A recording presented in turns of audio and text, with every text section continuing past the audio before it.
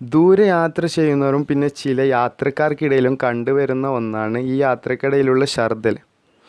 ഈ ഛർദ്ദൽ നമുക്ക് എങ്ങനെ ഒഴിവാക്കാം എന്നാണ് നമ്മൾ ഇന്ന് ഈ വീഡിയോയിലൂടെ ചർച്ച ചെയ്യുന്നത്.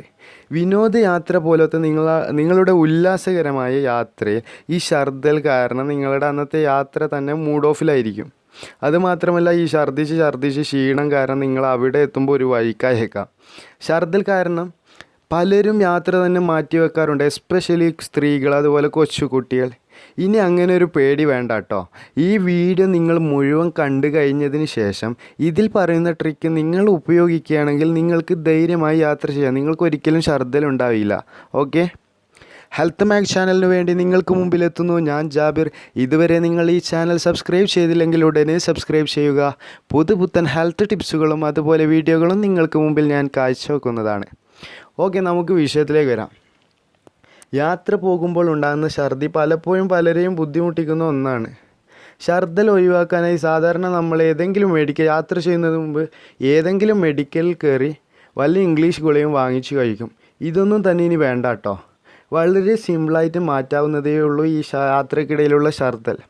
അതിനുള്ള ഒരു ട്രിക്ക് ഞാൻ പറയാം.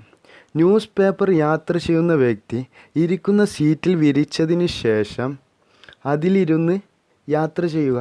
ഛർദ്ദൽ ഒഴിവാക്കാനുള്ള ഏറ്റവും സിമ്പിളായ അതുപോലെ തന്നെ 99% ഫലപ്രദമാവുന്ന ഒരു ടിപ്പാണിത്.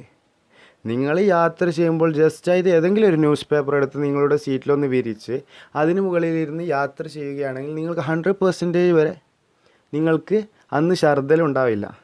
ഇത് കേട്ട് അയ്യേ ഇവനെന്തൊരു മണ്ടനാ എന്നൊക്കെ പറയുന്നതിന് മുമ്പ് ഇതൊന്ന് നിങ്ങൾ ജസ്റ്റ് ഒന്ന് പരീക്ഷിച്ച് നോക്കൂ. എന്നിട്ട് ഇത് ഫലപ്രദമായില്ലെങ്കിൽ നിങ്ങൾക്ക് എന്നെ എന്ത് വേണമെങ്കിൽ വിളിക്കാം. ഇത് കാരണം 100% ഫലപ്രദമാകുന്നൊരു ടിപ്പാണ്. അതുമാത്രമല്ല നമ്മൾ പരീക്ഷിച്ചതും ഒന്നാണ്. പിന്നെ ഛർദി ഒഴിവാക്കാനായി ചെയ്യാൻ പറ്റുന്ന മറ്റു ചില കാര്യങ്ങൾ കൂടി ഞാൻ പറയാം. ബസ്സിൽ യാത്ര ചെയ്യുമ്പോൾ ഒരിക്കലും അതിൻ്റെ സൈഡ് ഷട്ടർ അടച്ചിട്ട് യാത്ര ചെയ്യരുത്. നമുക്ക് യാത്ര ചെയ്യുന്ന ഒരു അവസ്ഥ നമ്മുടെ കണ്ണിലൂടെ തലച്ചോറിലേക്ക് എത്തേണ്ടതുണ്ട്. അപ്രകാരം യാത്ര ചെയ്യുകയാണെങ്കിൽ അല്ലെങ്കിൽ മുഖത്ത് കാറ്റടിക്കുന്ന മുതലായവ ഛർദി ഒഴിവാക്കാനുള്ള നല്ല കാര്യങ്ങളാണ്.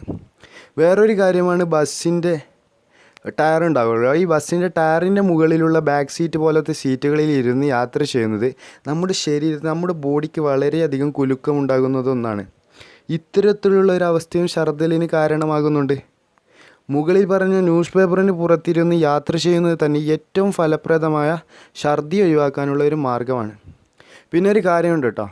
ഈ വീഡിയോ നിങ്ങൾക്ക് ഇഷ്ടപ്പെട്ടെങ്കിൽ തീർച്ചയായും നിങ്ങളുടെ കൂട്ടുകാരിലേക്ക് എത്തിച്ചു കൊടുക്കുക.